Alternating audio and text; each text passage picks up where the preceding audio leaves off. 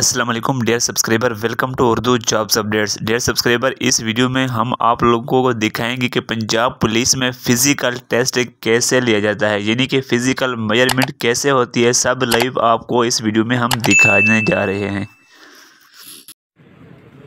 क्या नाम है आपका? शामुल हसन। जो ऊंचा बोलो। शामुल हसन। वालिद का नाम क्या है? मोहम्मद बिलाल अजहर। ये बेटा 26-27 5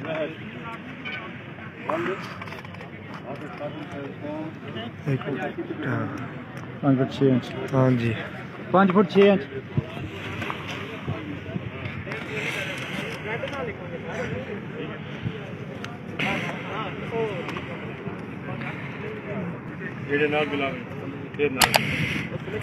तो की कर रहे हैं? चलो सालो। हाँ सालो रो छोड़ो फिर सालो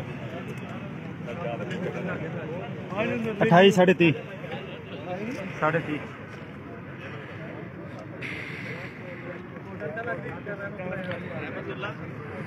रहमतुल्लाह यार, इसकी छाती पूरी है।